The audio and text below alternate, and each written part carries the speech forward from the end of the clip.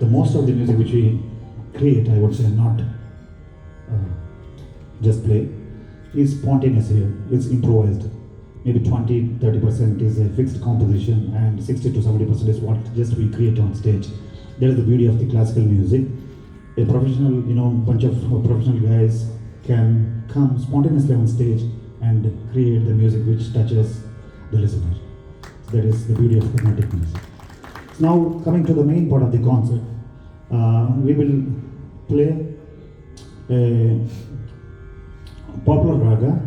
We will play a structure called as alapana, which is non-rhythmic improvisation, followed by a very small composition. And again, we will do multiple rounds of improvisation on this composition. This will be followed by a very exciting percussion interlude of mridangam, ghatam, and the morsing.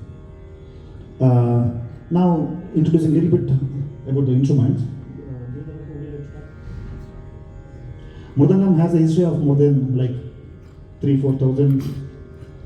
It's referred even in the mythological, it's known to be played by Shiva's Vahana. So historically this has more than several thousand years of history. But even today it resonates, and it is so relevant even modern day performances. It's a very popular instrument, not just in classical music, even in other genres of music, even in collaboration of Indian classical and jazz and different kind of collaborations. Mridangam is still a prominent percussion instrument representing the Indian classical music. So we have Jason Rao kulur playing on the mridangam, one of the versatile, most prominent organist of our country. He has played with all the legends and a busy artist. It's a great honor to have him with us tonight. Thank you, Jason Rao. Udupa is the best person to introduce the guitar. Okay. The name of the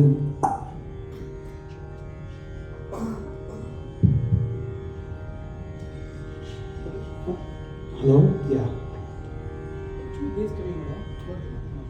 The name of this instrument is ghatam. Ghatam in Sanskrit, one of the oldest languages from India, means a pot. So I'm sure many of our dear friends from this Bengaluru, they know this instrument. For people from outside India, I would like to just briefly explain about this instrument. It's a traditional South Indian percussion instrument. Of course, mridangam is again, it's considered as the king of Indian percussions. So this is again a percussion instrument from South India. It looks like a clay pot. Yes, it is a clay pot, but it's a very, very special clay pot made from a 5 to 6 varieties of soils available in one particular village in India. It's a place called Mana, Madurai. It's a very small village from 40 kilometers from Madurai. Madurai is a beautiful city in the neighboring state, Tamil Nadu. Just in only one family they make this instrument. Few special feature about this instrument is the regular pot, what we see everywhere, it weighs about 1 kilo or 2 kilograms. But this instrument weighs about 6 to 8 kgs, so it's very heavy. That's why even when I play so it won't break. And each instrument can be tuned to any particular pitch. So for example, today we are tuned to a particular pitch. So when I play on this, so it is tuned to this pitch, right? So and I play with all the 10 fingers. There's no rings. Many of you might be thinking if I have a ring or anything, there's no ring. I play with my bare hands, bare fingers. So this is a ghatam for you, and we have another instrument called morsing. Ravi will explain about that. Okay, he's going to explain this. It's another very, very tiny instrument. A South Indian percussion instrument. Again, it's called morsing. So similar to this instrument, we have many other varieties around the world. For example, in Germany, it's called Joishar. In Poland, it's called drumla. In Indonesia, in China, in different parts of the world, it's in different shape and different tone. But the same, it belongs to the same family. It's a single stringed percussion instrument. One of the most interesting feature is any if you observe any instruments, if you tap of, you can hear the sound, right? Here, if you pluck, you cannot hear anything. The skull is the resonator. Okay, so skull is the resonator. The sound, he will show you the first tone of this instrument, first sound. And with the help of inhaling and exhaling, we can create different sounds. And with the help of tongue, moving front and back, up and down, we can create different sounds. You can just show it.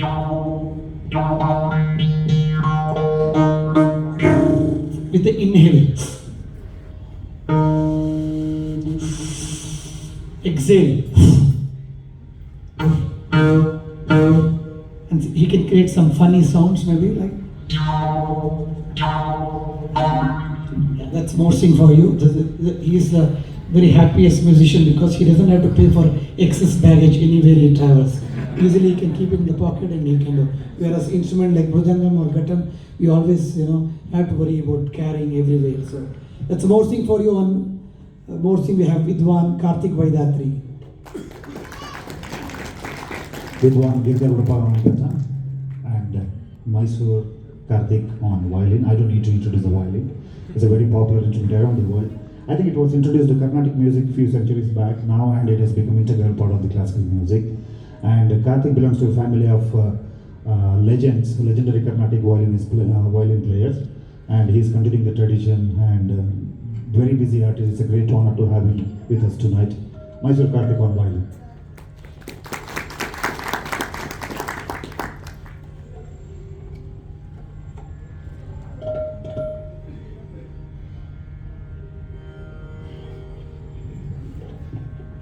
On flute, we have one of the finest musicians in the country. He has played with the legendary musicians like Pandit Ravi Shankar, the greatest of the greatest Indian musician, Pandit Ravi Shankar. He has toured with him for many years, performed across the globe. The one and only Vidwan Ravichandra Kulur on flute.